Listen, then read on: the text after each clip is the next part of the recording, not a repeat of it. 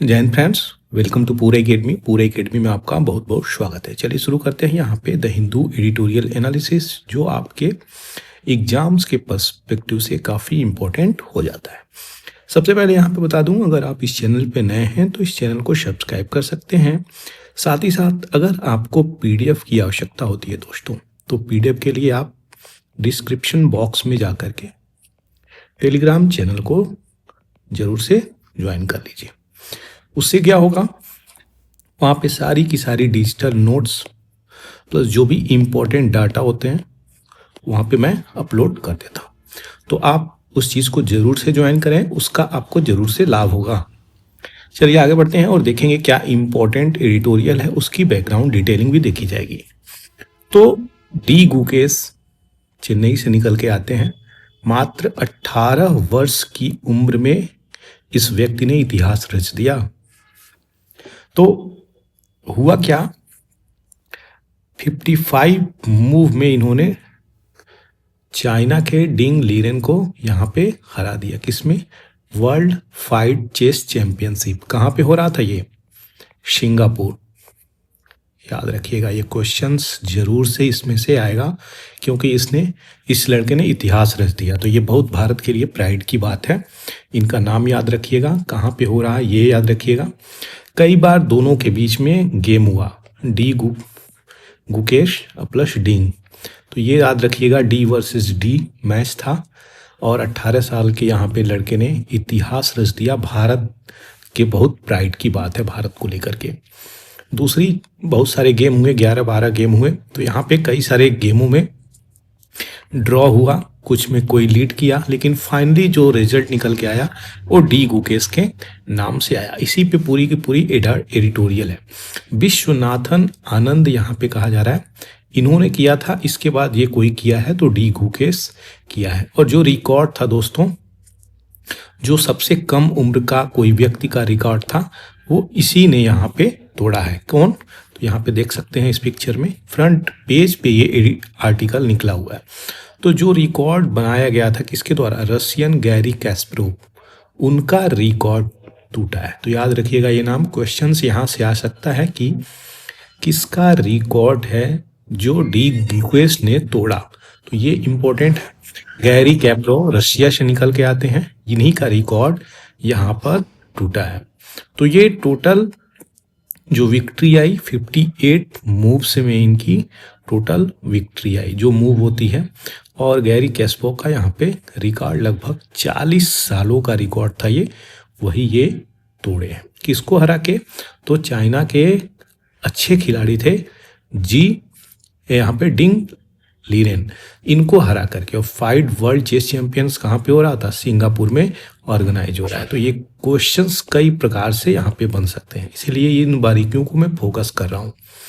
कहाँ से निकल के आते हैं डी गुकेश? तो यहाँ पे चाइना से निकल के आते हैं। उम्र मात्र 18 वर्ष। तो इस उम्र में किसी ने रिकॉर्ड किया था, तो यहाँ पे गैरी कैस्परोव ने किया था, लेकिन फिर यहाँ पे अब नया रिकॉर्ड 40 साल का रिकॉर्ड यानी 4 डिकेड का रिकॉर्ड यहाँ पे टूटा है। तो ये बहुत ही प्राइड की बात है। देख सकते हैं कुछ मूवमेंट्स हैं यहाँ पे। दोनों व्यक्ति की हम यहाँ पे बात करेंगे, कोई किसी से कम नहीं है दोस्तों। एक बात याद रखिएगा, भले यहाँ पे डी गुकेश जीत गए हैं, लेकिन डिंग की सराहना बिल्कुल न की जाए, ये संभव हो ही नहीं सकता यहाँ पे। हालांकि विक्टोरियस पार्टी की तो सराहना सदैव होगी, लेकिन डी गुकेश को यहाँ पे नेग्लेक्ट नहीं किया जा सकता। ये बात याद रखिएगा।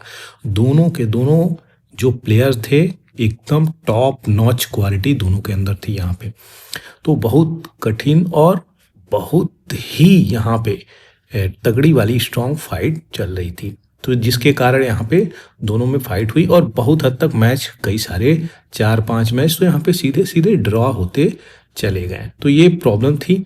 अच्छा, आप लोगों को, कितने लोगों को यहाँ पे चेस खेलना काफ़ी पसंद है? कमेंट सेक्शन में ज़रूर लिखिएगा। यहाँ पे निकल के आ रही है साइड में आर्टिकल 1, यूनियन कैबिनेट ने अप्रूव कर लिया है यहाँ पे कि साइमल्टेनियस पॉल होगा। किसको लेके? लोकसभा की और असेंबली की, जो दोनों की पॉलिंग होगी अब एक साथ कराने की बात आगे बढ़ चुकी है। देखते हैं किस प्रकार से चीज़ें निकल के आएंगी। अब एक चीज़ यहाँ पे आप ज़्यादा परेशान मत होइए, इसकी तो मैं गारंटी दे रहा हूँ कि कुछ ही वीक के अंदर एडिटोरियल आना एकदम फिक्स है। तो एकदम ध्यान रखिएगा, कहीं नहीं जाएगा, एडिटोरियल आएगा ही आएगा। इसको अच्छे से मैं कवर करूँगा, तो इसका आपको टेंशन नहीं लेना है। अब जो यहाँ पे डी गुकेश की चीज़ें थी पूरी लगभग मैं बता दिया। यहाँ पे चाइना चेन्नई से निकल के आ रहे हैं ग्रैंड मास्टर, यहाँ पे बन गए हैं पुनः, और इतिहास तो इन्होंने रच ही दिया। तो पूरी डिटेलिंग डी गुकेश की मैं यहाँ पे अभी दे दिया। अब आगे बढ़ेंगे, देखेंगे क्या इंपॉर्टेंट न्यूज़ है, वो सारी चीज़ें देखी जाएगी। एपेक्स कोर्ट यहाँ पे फ्रीज कर दिया, जैसा कि मैं पहले कह ही रहा था कई सारी चीज़ों को, कि जो भी सूट था, जो केस चल रहा था पेंडिंग, अब आप वहाँ पे क्लेम नहीं कर सकते। क्या? प्लेसेस ऑफ वर्शिप एक्ट 1991, कई बार तो मैं बताया हूँ, इस एक्ट की सहायता से अब रीक्लेम करना बंद करिए। सुप्रीम कोर्ट तुरंत यहाँ पे बातें बोला है। तो कौन हेड किया है? संजीव खन्ना साहब, यहाँ पे जो 51 चीफ जस्टिस ऑफ इंडिया यहाँ पे, तो इन्होंने बोला है कि इस एक्ट का दुरुपयोग ना करिए और जो यथास्थिति है उसी तरीके से बनी रहे। क्यों? क्योंकि दोस्तों बहुत प्रॉब्लम चल रहा था देश में।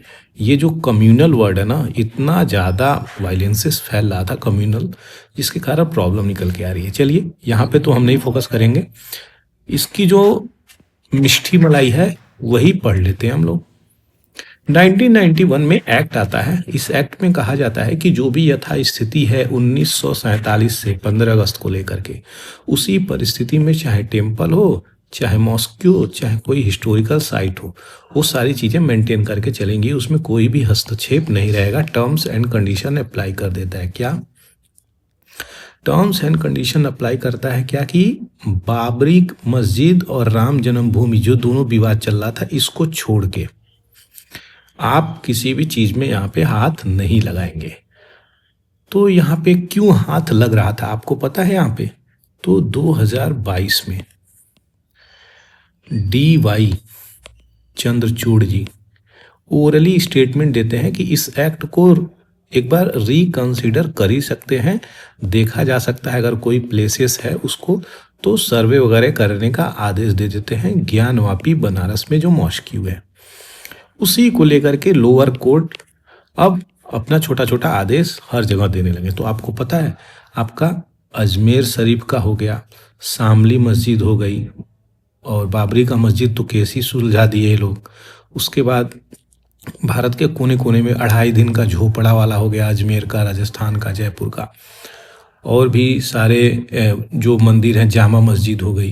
तो बहुत सारे जगह के मस्जिदों को यहाँ पे कुरेता जा रहा है, और वहीं पे उसके नीचे कहा जा रहा है कि वो उनकी मूर्तियाँ दबी हैं, दुनिया भर की चीज़ें हैं। तो ये देखिए, जो दबी हैं नहीं दबी हैं उस पर क्या विचार करना। Whatever is historical wrong, why we are just engraving the grave in our present time. तो ये प्रॉब्लम निकल के आएगी और कम्युनल वायलेंसेस फैलेंगे। इसको हटाने के लिए ये कार्य किया है सुप्रीम कोर्ट ने। कहा है कि अब केस को इंटरटेन करना बंद करिए। उसके इसके ऑब्जेक्टिव क्या है? प्लेसेस ऑफ वर्शिप एक्ट में अगर हम बात करें तो यहाँ पे कम्युनल हार्मोनी को प्रिजर्व करेगा, स्टेटस क्यू जैसे रहेगी वैसी यथास्थिति बनी रहेगी, हिस्टोरिकल रिकंसिलिएशन, मिलाप यानी आपसी, तो ये चीज़ें इग्नाइट करे, कम्युनल टेंशन को कम करे। सालिएंट फीचर यही है कि 15 अगस्त 2047 तक जो आपको बताएं, उसी की परिस्थिति के अनुसार अगर कोई भी चीज़ है तो यथास्थिति बनी रहेगी। यानी 15 अगस्त 1947 में जो भी उसका स्टेटस था, चाहे मॉस्क्यू हो गया, मस्जिद, चाहे टेम्पल हो गया, चाहे हिस्टोरिकल साइट हो गई, उसी स्थिति में रहेगी, उसको चेंज नहीं करा जाएगा।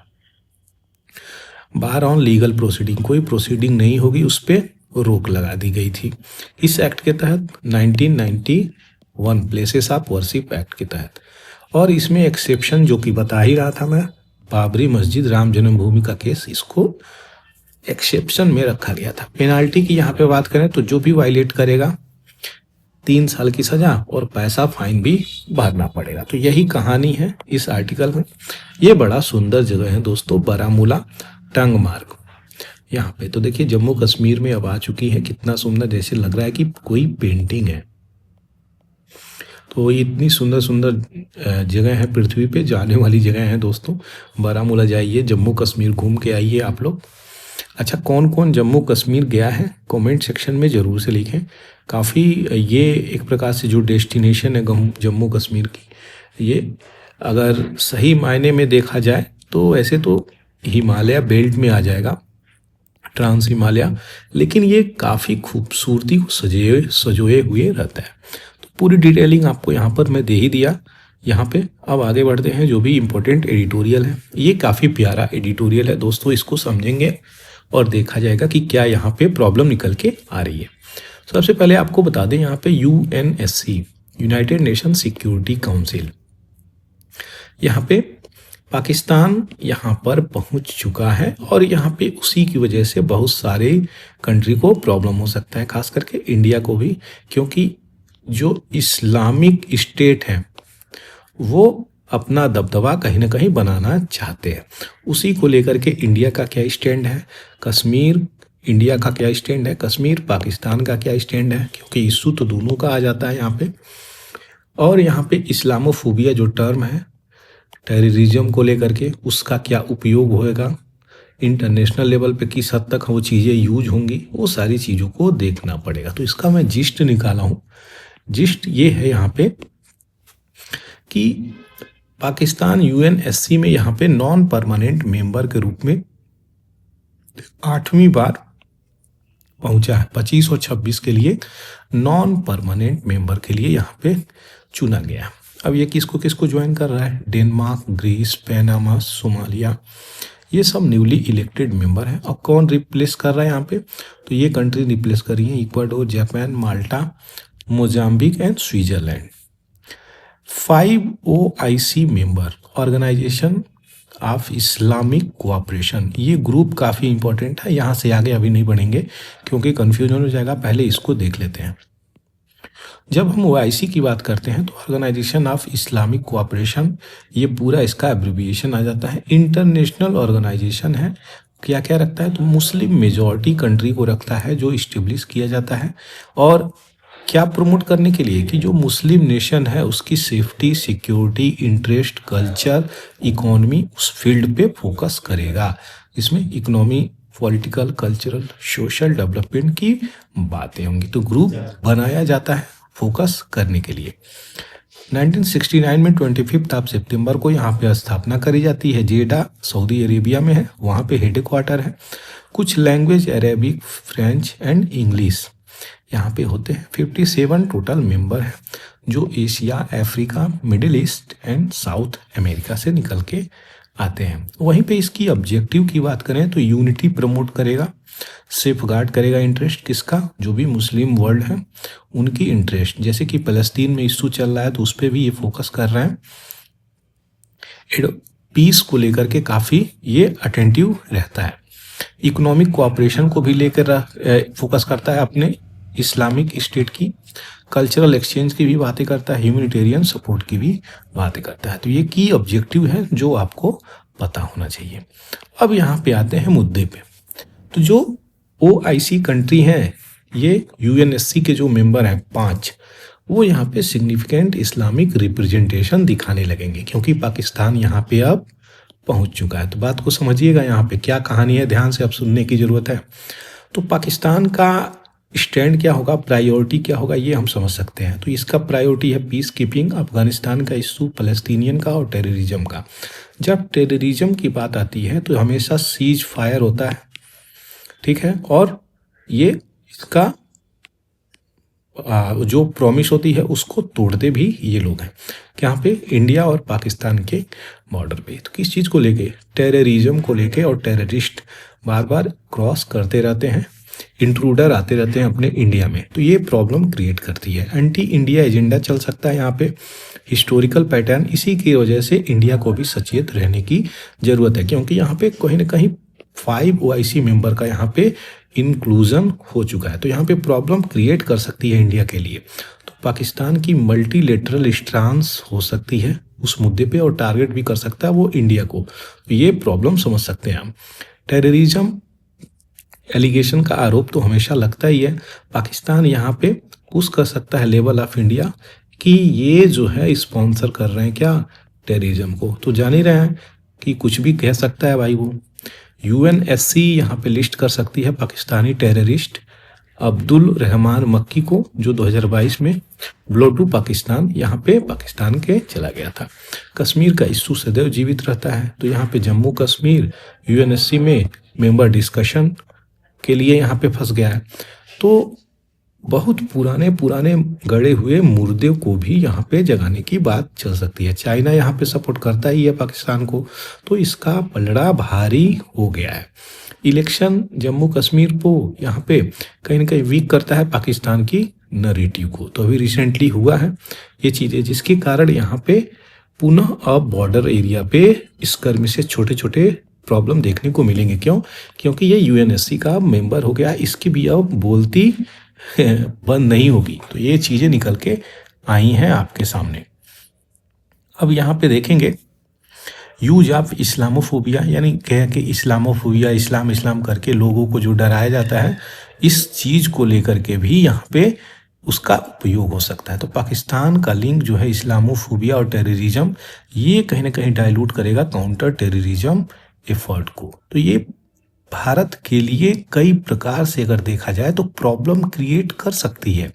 ये एक इंटरनेशनल लेवल की अगर हम बात करें तो जियो पॉलिटिक्स की बात करें तो ग्लोबल एस्पेक्ट को हम देखेंगे तो हम पाएंगे कि हमारे साथ कहीं ना कहीं प्रॉब्लम हो सकती है। तो अपनी चीज़ों को भी देखना पड़ेगा इंडिया को।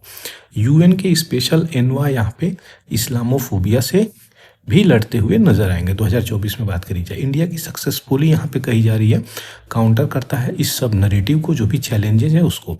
मल्टीलेटरल चैलेंज तो आ ही गया है। IWT का ट्रीटी हमेशा विवाद में बना रहता है। इंडस वाटर ट्रीटी का जो यहाँ पे WTO ने यहाँ पे कराया था, तो इंडस वाटर ट्रीटी यूएनएससी में यहाँ पे प्रॉब्लम क्रिएट कर सकता है। इस मुद्दे पे भी बहस हो सकती है।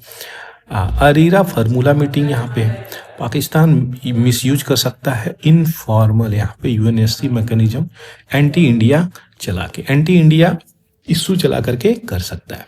तो क्योंकि उसका नॉन परमानेंट मेंबर भी होना छोटी चीज़ें नहीं है। 8वीं बार हो रहा है, याद रखिएगा, कौनवीं बार पाकिस्तान, 8वीं बार।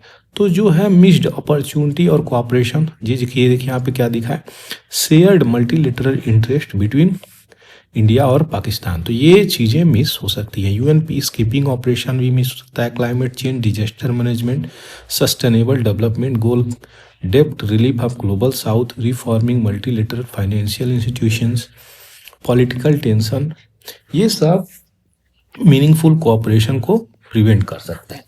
तो ये अब चीज़ें निकल के आ रही हैं जो मुझे आपको बतानी थी। इंडिया की क्या तैयारी है इस चीज़ पे, तो एक्सपेक्ट कर सकता है एंटी इंडिया इनिशिएटिव हो सकता है। क्या? भारत यूएन कहाँ पे? यूएनएससी में, क्योंकि इस प्रकार के अटेम्प्ट कई बार हुए हैं। तो इग्नाइट कर सकता है कश्मीर का डिस्कशन, शुरुआत कर सकता है कश्मीर के मुद्दे पे अब डिस्कशन हो कहाँ पे?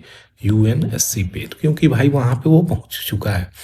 ये एक OIC सपोर्ट भी इसको मिलेगा, क्योंकि इस्लामिक कंट्री किसको सपोर्ट करेंगी यहाँ पे। लेकिन इंडिया का स्टांस इतना भी बुरा है नहीं जो यहाँ पे उस एंगल को कंसीडर नहीं कर रहे हैं एडिटर। लेकिन अभी रिसेंटली अगर मेंबर बना है पाकिस्तान तो उसी का ही बात करी जा रही है। फॉल्स टेररिज्म क्लेम जो करता रहता है उसका भी इशू निकल के आएगा। इंडिया मस्ट मेंटेन करेगा यहाँ पे alliance with UNSC member, particularly P5 to counter Pakistan moves. तो ये P5 कंट्री हैं जो यहाँ पे परमानेंट मेंबर को रिजेंबल करते हैं। अच्छा, परमानेंट कंट्री कौन कौन है जल्दी से कमेंट सेक्शन में लिखिए, तो ये लंबे समय तक आप लिखेंगे तो याद रहता है। ब्रॉडर इम्प्लीकेशन यहाँ पे हो सकती है पाकिस्तान की इंटरनल चैलेंजेज, इकोनॉमिक इंस्टेबिलिटी है, पॉलिटिकल टर्मोइल चल रहा है, वहाँ पे स्टेबल गवर्नमेंट नहीं बन पा रही है कई बार से, ग्लोबल इन्फ्लुएंस चल रहा है। यूएनएससी यहाँ पे जो है यहाँ पे कंट्रीब्यूशन कर सकता है ग्लोबल पीस और सिक्योरिटी को लेकर के। तो इसका रोल है यूएनएससी का, अगर हम बात करें तो सही मायने में यूएनएससी का रोल है, उस रोल को ये अदा करेगा तो इशू रिजॉल्व होगी। लेकिन किसी को अगर सपोर्ट करेगा तो इशू और बढ़ेगा। यही सारा ब्रॉडर इम्प्लीकेशन है जो मुझे इस आर्टिकल के तहत आपको बतानी थी। बहुत अच्छा ये एडिटोरियल था, प्यारा सा, सोचा इसको अच्छे से मैं आपको नोट्स के रूप में कवर करूंगा। तो इसकी बैकग्राउंड डिटेलिंग भी आपको दे दिया। आशा करते हैं सारी चीज़ें क्लियर हो गई होंगी। दोस्तों अगर वीडियो अच्छा लग रहा हो तो चैनल को जरूर से सब्सक्राइब कर दीजिएगा, बेल आइकन दबा सकते हैं ताकि जो भी वीडियो अपलोड करूँ उसका नोटिफिकेशन आपको आसानी से प्राप्त हो जाए। आइए आगे बढ़ते हैं। यहाँ पे देखते हैं एक टाइग्रेस है, शेर बाघ इसको कहते हैं, फीमेल, इनका नाम है जीनत। ठीक है, तो ये क्या, इनको लाया गया था महाराष्ट्र से उड़ीसा, याद रखिएगा, महाराष्ट्र से उड़ीसा लाया गया था सिमलीपाल टाइगर रिजर्व। इस सिमलीपाल टाइगर रिजर्व से लास्ट महीने ये किसी तरीके से निकल गई और भाग गई और झारखंड और वेस्ट बंगाल वाले बॉर्डर पे इन्हें स्पॉट किया गया, देखा गया। अब यहाँ पे इन जगहों पे अलर्ट जारी करती है। तो नाम याद रखिएगा, 3 साल उम्र है, जीनत नाम है, नाम भी बहुत खतरनाक है इनका, जीनत। और ये वेस्ट बंगाल और झारखंड साइड की तरफ बढ़ चुकी हैं। तो ये पूरी कहानी है एक फीमेल लाइन की थी जो आपको पता होना चाहिए। आगे बढ़ते हैं। यहाँ पे दिल्ली में इलेक्शन होने वाले हम सभी लोग जान रहे हैं। उस इलेक्शन के चलते यहाँ पे बहुत सारी पॉपुलिस्ट स्कीम निकल के आ रही है। अच्छा, क्या है पॉपुलिस्ट स्कीम? मैंने बहुत डिटेल में पढ़ाई है। पॉपुलिस्ट स्कीम के 2 प्रॉज और 2 कॉन्स कमेंट सेक्शन में जरूर लिखें। आप लोग कमेंट सेक्शन में लिखेंगे तो कम से कम ज़्यादा से ज़्यादा समय तक आपको मेमोराइज रहती है चीज़ें, तो इसलिए कमेंट में लिख दिया करें। कमेंट में लिखने से आपको बहुत सारी चीज़ों की नॉलेज भी मिलती है। यहाँ पे अगर बात करें तो दिल्ली गवर्नमेंट 2100 मंथली एड देने का बात करा है वुमेन्स को। तो वुमेन को खुश होना पड़ेगा। आप 1000 रुपये पहले थी, अब 2100 रुपये कर दिया गया। किस योजना के तहत? महिला सम्मान योजना। तो इलेक्शन आने वाले हैं दोस्तों, कुछ भी हो सकता है। अब देखते हैं कौन जीत के दिल्ली में आता है। तो यही कहानी है। अब पहले 1000 रुपये मिलते थे, अब 2100 रुपीज़ मिलेंगे। आगे बढ़ते हैं। यहाँ पे सिडन्या प्रिजन, ये अगर क्वेश्चन में आ जाए तो आपको आंख बंद करके सीरिया मारना है। कहाँ पे सिडन्या प्रिजन है? जहाँ पे ये सीरिया है, और सीरिया में रूल किसका था? बशर अल असद का रूल था। तो यहाँ पे लगभग 60 साल का जो बशर का गवर्नमेंट था, वो गवर्नमेंट यहाँ पे HTS मिलिटेंट ग्रुप है, ये सेपरेटिस्ट, ये ग्रुप आकर के इनको हटा दिया है, अपना कब्जा कर लिया है। बैकिंग करने के लिए तुर्की था इनके पास, तुर्की की भी बैकिंग थी, कुर्दिश वाले पीपुल की भी बैकिंग थी। बहुत छोटे छोटे ग्रुप थे जो IS के रूप में, उन लोग की बैकिंग थी। आ करके वो वहाँ की जो भी आर्मी पर्सनल थी वहाँ पे छोड़ करके भाग गई। और जो सीरिया के लीडर थे मेन बशर अल असद, वो कहाँ पे भाग गए? रशिया में चले गए। अब यहाँ पे कही जा रही है इनकी गवर्नमेंट जो फॉल हुई है, दोस्तों ध्यान दीजिएगा, कहानी बहुत इंपॉर्टेंट है। गवर्नमेंट जो इनकी फॉल हुई है किसकी? बशर अल असद की। तो उसके बहुत सारे पैमाने बताए गए। बाहर कहा जा रहा है कोर करप्शन हो रहा था, बहुत हैवी करप्शन हो रहा था। कोई भी आर्मी को ट्रेनिंग नहीं मिल रहा था, सही समय पे सैलरी नहीं प्राप्त हो रही थी। कहा जा रहा था डिक्टेटरशिप वाली टाइप से गवर्नमेंट थी, अथॉरिटेरियन गवर्नमेंट। दूसरी, कोई इंफ्रास्ट्रक्चर और एजुकेशन एम्प्लॉयमेंट का कोई भी यहाँ पे मुद्दा चल ही नहीं रहा था। हाई इन्फ्लेशन चल रहा था देश में। हर प्रकार से लोग वहाँ पे प्रॉब्लम और पॉवर्टी से गुजर रहे थे। तो पूरी की पूरी प्रॉब्लम ही क्रिएट करके रखे थे, जिसके कारण इनका फॉल हो गया। सिडन्या प्रिजन आपके सीरिया में है, और सीरिया के सिडन्या प्रिजन में इतनी बुरी कंडीशन थी उन प्रिजनरों की, जो इसमें एक बार चले जाते हैं तो रोशनी देखना भी दुर्लभ हो जाती थी। कितने लोगों को वहाँ पे उन्हीं में डेथ हो जाता था। काफ़ी अंडरग्राउंड ये प्रिजन बना हुआ था, बहुत बुरी स्थिति में। तो यहाँ से जो भी लोग निकल के आ रहे हैं, जा रहे हैं, वो सिडन्या से होकर आ रहे हैं और जा भी रहे हैं। तो ये कहानी सुन सकते हैं बशर अल असद की, जो यहाँ पे गवर्नमेंट की फॉल हो गई। तो ये पूरी कहानी थी। ये जो मैं आपको यहाँ पे बताया। अब यहाँ पे अगर सही मायने में देखें, अगर ईरान, लेबनान, रसिया, ये तीनों का किसी से युद्ध नहीं होता तो ये शायद गवर्नमेंट गिरती नहीं, क्योंकि ये डायरेक्टली यहाँ पे सीरिया को सपोर्ट करते हैं। और सीरिया के कई बार अगेंस्ट में कौन खड़ा रहता है? यूएसए खड़ा रहता है। और ईरान यहाँ पे ईरान के अगेंस्ट में, क्योंकि ईरान सपोर्ट करता है सीरिया को इसीलिए, और रसिया सपोर्ट करता है, तो इसके अगेंस्ट में ही यूएसए खड़ा हो जाता है। बहुत सारा सैंक्शन भी लगा देता है, sanction, economic sanction, political sanction, बहुत सारा सैंक्शन लगा देता है यूएसए दोस्तों, जिसके कारण आपकी इकोनॉमी और बर्बाद हो जाती है। अगर देखा जाए सही मायने में तो रसिया पे भी यूएसए ने बहुत सारे सैंक्शन लगा दिए। इसका जो भी फॉरेन एक्सचेंज था रिजर्व, वो भी सारा फ्रीज हो गया है, इसका अकाउंट सारा फ्रीज हो गया है। तो ये इसके कारण कई सारी कंट्री इससे ट्रेड भी नहीं कर सकती रसिया से, तो रसिया की इकोनॉमी भी बहुत हद तक प्रॉब्लम में चल रही है। इसीलिए यहाँ पे रसिया इंडल्ज नहीं हो पाया, किसको बचाने के लिए? यहाँ पे सीरिया को बचाने के लिए। तो इनको कहाँ भाग के जाना पड़ा? रसिया जाना पड़ा। तो यही कहानी थी, कई बार मैं बताया हूँ, लेकिन ये सेडनिया प्रिज याद रखिएगा, काफ़ी प्रिजन याद रखिएगा, काफ़ी इंपॉर्टेंट हो जाता है। थोड़ा लोकेशन देखेंगे, तुर्की का सपोर्ट यहाँ पे मिला और आईएस आकर के यहाँ पे कब्जा कर लिए। कुछ इंपॉर्टेंट शहर अल रकू, हमा, इदलीब, हलाब और आपका दरियल अजवार, हिम्स, ये सबसे बड़ा प्रोविंस है, स्टेट है, याद रखिएगा। आपका इसका कैपिटल डेमेस्कस। गोलन हाइट से बॉर्डर टच करता है इजराइल का यहाँ पे, और ये गोलन हाइट कभी सीरिया का हुआ करता था, अब ऑक्युपाई किया हुआ है इजराइल। तो ये पूरी कंट्री बॉर्डर किससे टच करती है? जॉर्डन से, इराक से, टर्की से, लेबनान से, इजराइल से। ये चीज़ें याद रखिएगा। आगे बढ़ते हैं यहाँ पे, बीजिंग वार अगेंस्ट पॉल्यूशन। अच्छा, बात यहाँ पे बहुत सिंपल शब्दों में समझाऊंगा, काफ़ी कॉम्प्लेक्स यहाँ पे दिया हुआ एडिटोरियल। एक समय था दोस्तों 2015 से पहले तक, 2015 से सेशन को अगर ले लेंगे तो काफ़ी हद तक जो बीजिंग यानी चाइना की कैपिटल अगर बात करें तो वहाँ पे जो प्रॉब्लम निकल के आ रही थी, वहाँ पे दिल्ली जैसी ही पॉल्यूशन निकल के आ रही थी। तो अब दिल्ली से इसका कंपेयर क्यों करा जा रहा है? क्योंकि दिल्ली भी आपका एनसीआर रीजन देखा जाए तो एनसीआर रीजन भी काफ़ी पोल्यूटेड है और दिल्ली भी काफ़ी पोल्यूटेड है, लेकिन आज के डेट में बीजिंग काफ़ी हद तक पोल्यूशन को क्लियर कर चुका है और इससे ओवरकम कर चुका है। दिल्ली की अगर बात करें तो 2024 में बीजिंग देखिए 92 पे चल रहा है और दिल्ली 155 चल रहा है। यहीं पे अगर बात करें 2015 सेशन में तो 130 और 170 यहाँ पे चीज़ें देख ली। एक्चुअली ये एवरेज है, घबराइएगा मत कि भाई यहाँ 500 चल रहा था, ये मत कहने लगिएगा।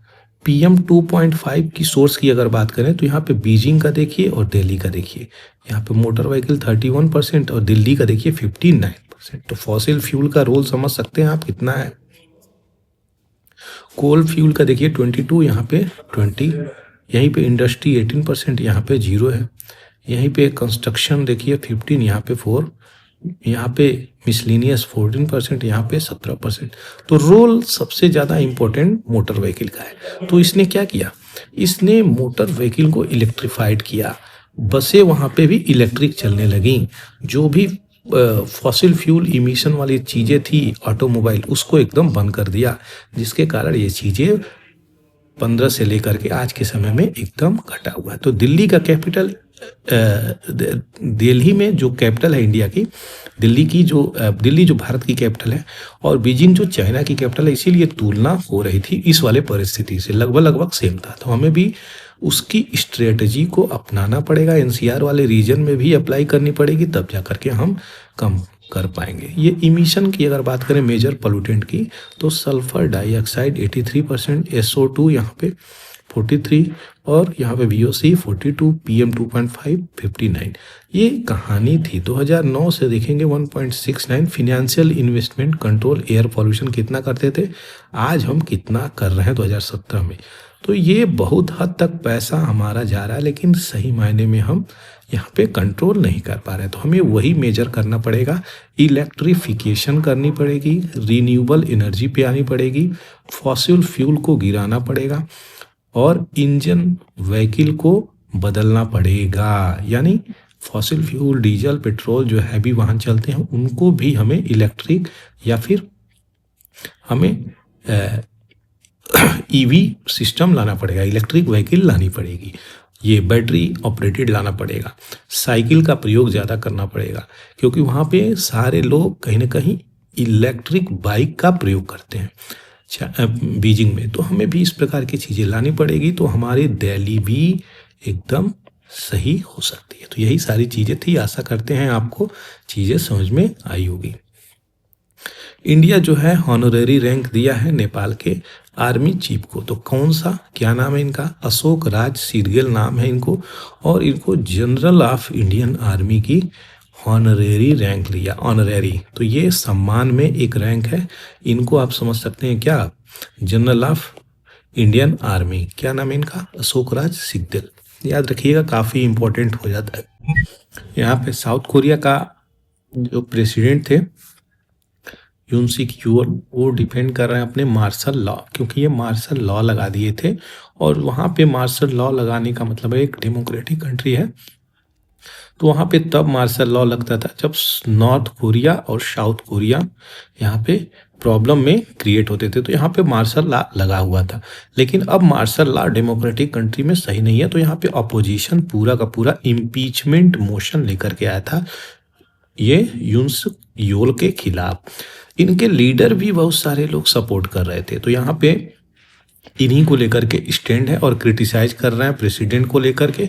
लेकिन ये कह रहे हैं झुकूंगा नहीं मैं, इम्पीचमेंट मिशन पुनः उनके लिए सपोर्ट के लिए यहाँ पे लाया गया, मतलब पुनः इम्पीचमेंट मोशन यहाँ पे लाया गया। देखते हैं क्या होता है, क्योंकि इनको घेरा जा रहा है अपोजिशंस के द्वारा। तो ये पूरी कहानी है यून सुक यूल की, याद रखिएगा। देखते हैं क्या होता है, कहाँ तक चीज़ें पहुँचती हैं। ये बहुत अच्छी एक आर्टिकल है, disease x. Actually disease x का पता नहीं है कि ये क्या है, इसीलिए इसको डिजीज एक्स बोला गया।